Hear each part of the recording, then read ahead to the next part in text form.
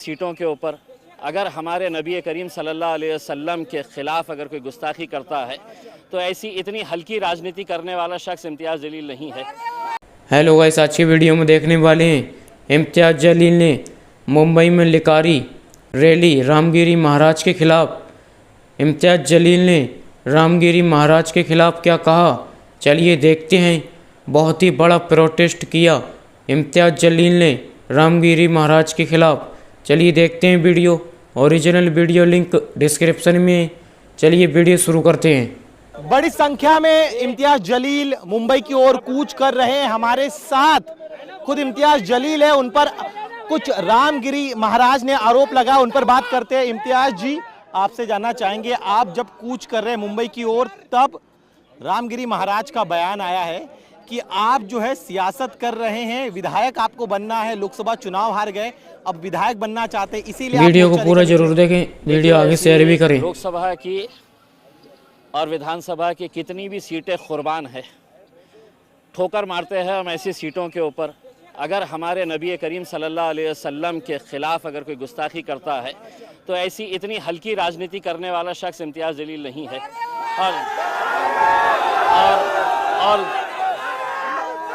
और दूसरी बात यह है कि मुझे राजनीति करने के लिए ये रामगिरी जैसे घटिया लोगों की ज़रूरत कभी नहीं पड़ेगी इंशाअल्लाह। उसमें मैं मेरे तौर के ऊपर मेरे जमहूरी इख्तियार है, मैं सिर्फ ये कहना चाह रहा हूँ, ये मुल्क में कायदा है, क़ानून है और ये संविधान है। अगर ये संविधान के हिसाब से मुल्क नहीं चलेगा तो ऐसे रामगिरी जैसे गुंडे मवालियों के हिसाब से तो देश चल नहीं सकता है, राणे जैसे गुंडे मवालियों के हिसाब से देश चल नहीं सकता है। उसमें मैंने सरकार को वक्त दिया था, टाइम दिया था कि आप इनके ऊपर कार्रवाई करो करके, और उनको एक चेतावनी दे रहा हूं, अगर ज़बान उनके मुंह में है तो उससे बहुत खूबसूरत ज़बान मेरे मुंह में भी है। जिस दिन मैं इस्तेमाल करूँगा, जिस दिन मैं खोलूँगा अपनी ज़बान, तो कोई इनके पास अधिकार नहीं रहेगा मेरे खिलाफ भी कार्रवाई करने के लिए, क्योंकि कायदा कानून सबके लिए बराबर है। उनके लिए कायदा अलग नहीं हो सकता है और मेरे लिए अलग नहीं हो सकता है। इसलिए अगर रामगिरी ये कह रहा है कि मैं राजनीति कर रहा हूँ, तो मैं रामगिरी को सिर्फ इतना कहूँगा कि रामगिरी, तेरे से बोलने तो लगाए थे सरकार ने, तू अपनी जान बचा के रख, क्योंकि यही सरकार तेरी जान के पीछे भी पड़ सकती है और ठिकड़ा हमारे ऊपर फोड़ सकती है। तो तू जब तक जिंदा है उस खौफ में जी कि तेरे अतराफ में जो लोग हैं कब तेरा गेम बजा देंगे, समझ में नहीं आएगा तुझे। वो ये भी कह रहे हैं कि आप जो है राजनीतिक रोटियां सेक रहे हैं इस रैली के बहाने। देखिए, मैंने आपके सवाल का जवाब मैंने इस हिसाब से दे दिया है। ऐसे 50 ओहदे जो है वो हम ठुकराएंगे, हम ठोकर मारते हैं साहब ऐसी सियासत के ऊपर, जहाँ पे आप खुलेआम हमारी ज़िंदगी से भी अजीम है, जिन्हें हम अपनी ज़िंदगी से भी ज़्यादा मोहब्बत करते हैं, हमारे पैगंबर सल्लल्लाहु अलैहि वसल्लम, हाँ, अगर उनके ख़िलाफ़ आप बोलेंगे और मैंने दूसरे राजनीतिक पार्टियों की तरह, नेताओं की तरह घर में बैठा रहूं और सिर्फ निवेदन देता रहूं, तो ये नहीं। मैंने भी बहुत निवेदन दिया। अब मैंने सरकार को कहा कि एक मर्तबा अगर तुम देखना चाहते हैं कि मेरी भी ताकत क्या है, तो अल्हम्दुलिल्लाह ये देख लीजिएगा कि क्या।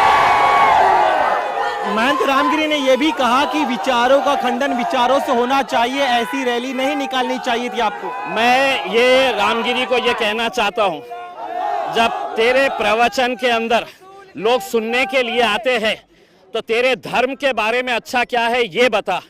तेरे धर्म के साथ साथ एक इंसान की हैसियत से इंसान ने कैसा जीना चाहिए, लोगों को ये बता, ना कि ये बता कि मेरा धर्म बहुत अच्छा है और इस्लाम धर्म के अंदर ये खामियां है। ये लोग सुनने के लिए नहीं आते। तेरे जैसे किराए के टट्टू सरकार के इशारों के ऊपर नाचते हैं। भगवा चोला पहन के कोई भी अपने आप को संत और महंत कह नहीं सकता है। एक दौर था कि जब आसाराम बापू के कदमों के ऊपर ये सभी लोग पड़े रहते थे। आज आसाराम बापू जेल में पड़ा हुआ है। रामगिरी, तेरा भी वक्त आएगा। अभी आप कह रहे हैं रामगिरी महाराज का वक्त आएगा। उन्होंने एक और चीज कही है कि मैंने जो कहा था उसमें गलत कुछ भी नहीं है। तो मैं उसको चुनौती देता हूं कि तू वक्त दे, तेरे वक्त के हिसाब से हम आएंगे और हमारे साथ बैठ के चर्चा कर। तेरे जैसे लोग आधी अधूरी जानकारी हासिल करके सिर्फ तेरे को मुख्यमंत्री ने, उप मुख्यमंत्री ने और सरकार ने कहा कि जा तू इस्लाम के बारे में बोल, तू पैगंबर के बारे में बोल, हम तेरी रक्षा बढ़ाएंगे करके। और अब मैं वो रामगिरी को ये कहना चाहता हूँ कि मुख्यमंत्री साहब इसकी जान बचाइए, इसको Z+ सिक्योरिटी दीजिए, वरना रात में गलती से इसके कमरे में बिल्ली भी घुस आएगी ना तो ये डर के उठ जाएगा कि कौन आया है करके। वो कह रहे हैं कि मैं संत हूँ, संतों का काम होता है सत्य बोलना, मैंने सत्य ही कहा है। ये संत आजकल मार्केट में, ऐसे संत मार्केट में हर गली के अंदर घूम रहे हैं, भगवा चोला पहनते हैं, अपने आप को संत कहते हैं, महात्मा कहते हैं। असल में ये पैसा कमाने का धंधा ये लोगों ने बना लिए है करके। इनके पास कोई जानकारी नहीं है। अपने धर्म के बारे में बात करो, अपने मजहब के अंदर क्या अच्छा है ये बताओ लोगों को, ना कि तुम किसी दूसरे धर्म का पोस्टमार्टम। और आप क्या समझ रहे हैं कि मेरी जबान मेरे मुंह में नहीं है क्या? मैं नहीं बोल सकता हूं क्या? किस किस मुद्दे के ऊपर मैं बात कर सकता हूं? ना तो मेरी तहजीब इसकी इजाज़त देती है, ना मेरी संस्कृति इसकी इजाज़त देती है, और ना मेरा मजहब इसकी इजाज़त देता है। इसीलिए मैं खामोश बैठा हुआ हूं। आज आपकी तिरंगा रैली के खिलाफ गंगापुर में एक बड़ा हिंदू विराट मोर्चा निकाला गया, जिसमें उनका कहना था कि हम रामगिरी महाराज के समर्थन में मोर्चा निकाल रहे हैं।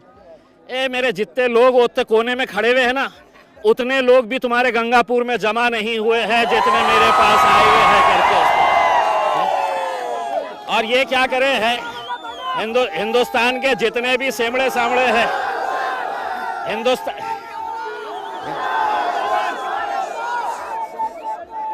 हिंदुस्तान के जितने भी चिल्लर हैं, वो सारे चिल्लरों को उन्होंने आज के दिन गंगापुर में जमा कर दिया है, क्योंकि उनको मालूम है कि शेर निकलने वाला था। तक आप जो है इगतपुरी तक पहुंच चुके हैं, क्या काफिला मुंबई तक जाएगा? और चूंकि हिंदू संगठन जो आपके खिलाफ है, तिरंगा रैली के खिलाफ, जो आपकी रैली के खिलाफ है, देखिए मैंने पहले भी साफ कहा है कि मैं यहाँ पर इतने सारे लोग जो आए हैं, ये इस मुल्क से मोहब्बत करते हैं। हमारा मजहब हमें ये सिखाता है। मैं किसी भी धर्म के खिलाफ नहीं आया हूँ, किसी देवी देवताओं के खिलाफ नहीं आया हूँ। मैं ये कहने के लिए आया सरकार को कि अगर ये रामगिरी के खिलाफ अगर 60 FIRs रजिस्टर हुए हैं, तो किसने पुलिस वालों के हाथ बांध रखे हैं कि इसके ऊपर कार्रवाई करने के लिए? ये नहीं कर रहे हैं। मैंने सरकार को, हुकूमत को, पुलिस को वक्त दिया था, इन्होंने नहीं किया। इस वजह से मजबूरन मुझे यहाँ पर आना पड़ा। लोग कहते थे कि इम्तियाज जलील को तो घर के बाहर भी निकलने नहीं देंगे। अरे अल्हम्दुलिल्लाह 200 किलोमीटर चला आया हो, किसने रुकाया? एक आखिरी सवाल मेरा, उनका कहना है कि आप अदालत जाइए, इस तरह से मोर्चा निकालना उचित नहीं है। अदालत जब जाना है तब जाएंगे, तेरा हिसाब कैसे लेना है हमें भी आता है। शुक्रिया हमसे बात करने के लिए। तो ये थे इम्तियाज जलील, इनका कहना है कि महंत रामगिरी चाहे। चलिए वीडियो यहीं पर ख़त्म करते हैं। अगर आप भी ऐसी वीडियो देखना पसंद करते हैं तो हमारे चैनल को सब्सक्राइब करें, वीडियो लाइक करें, वीडियो को ज़्यादा से ज़्यादा शेयर करें। थैंक्स फॉर वॉचिंग, और अपनी राय कमेंट में ज़रूर दें।